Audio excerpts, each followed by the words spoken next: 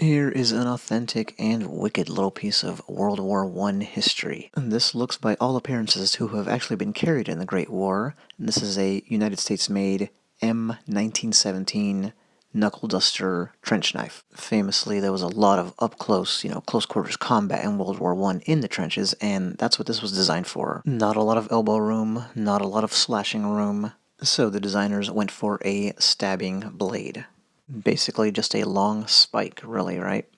So here's the manufacturer's mark. The United States only joined the war in 1917, and the war itself ended in November of 1918, so it was a short period of involvement for the United States, but more than enough time for something like this to see intense action.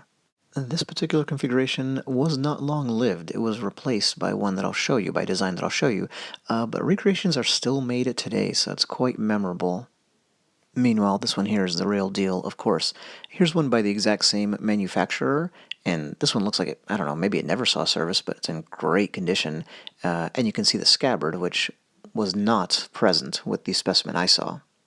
Here's another antique, and as you can tell, there's more than one way to skin a cat when it comes to creating a sheath. If you didn't know anything about these knives and you saw this picture here, you would not imagine that the blade is so needle-like. Here is the 1918 Mark I trench knife. So you can see where it's overall pretty similar, but importantly, they gave it a blade that you could slash with. And here's a US soldier from the cover of Life magazine carrying one. But ours harkens back to this kind of thing, the ancient stiletto, just a pig sticker of a blade. It may only have one attacking motion, realistically, but it's going to be lightning quick at that. Oh, here's kind of my favorite old school stiletto design, and I've actually never gotten to hold one of those, believe it or not, so one day. But that's the kind of fighting knife that ours here is really a part of.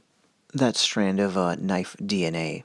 Well, if you're going to have a very thin blade, it better be strong. So you can see the triangular base here. Triangular shape gives a blade a lot of sturdiness.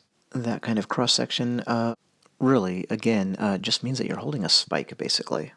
Now on to the other notable feature, which is the knuckle duster, of course. Will this enhance a punch? Well, you better believe it. I don't know that this was entirely necessary with a dagger. It seems like if you can get off a punch, you can get off a stab, but I'm no expert on knife fighting.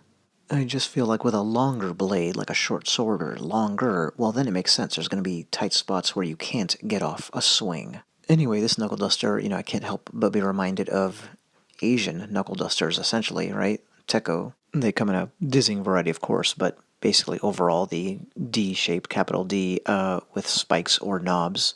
Definitely an aside there, just a cross-cultural note I couldn't help making, but you don't have to go to the Far East to find that kind of knuckle duster design.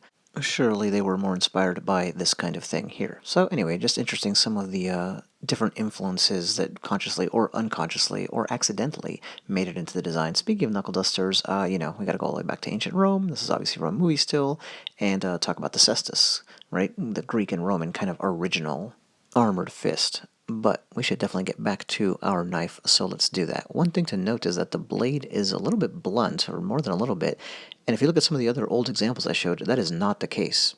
This would still hurt quite a bit, and possibly even pierce, and once it does the initial piercing, then it would just continue on in.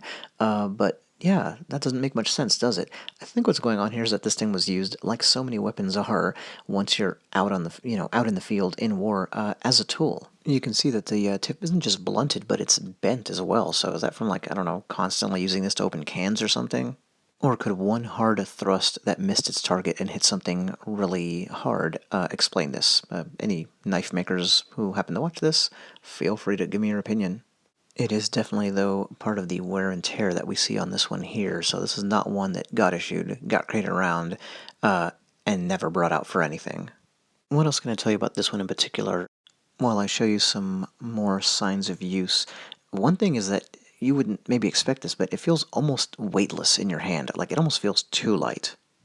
And really, it's just a little bit of wood and a big needle, other than the D-guard, but even that just doesn't add much appreciable weight, so the lighter the weapon, the faster it is, I guess, so that's a good thing, but it just doesn't have that comforting weight, that heft, even slight heft, that you're used to from so many other weapons. We should note the wooden handle does have grooves to provide a little bit of a better fit in the hand. Lastly, I thought these notches were interesting. Are they purposeful? Did somebody put those there for a reason, or are those just accidental? I guess we'll never know. And you can see some similar marks now showing on the left. That might argue for the latter, then. Maybe it's just something about how this particular knife was, stored or carried. Who knows? But one thing we can definitely say about this one here, it was carried. United States, World War I, 1917 knuckle duster trench knife. I hope you enjoyed checking it out. Thanks.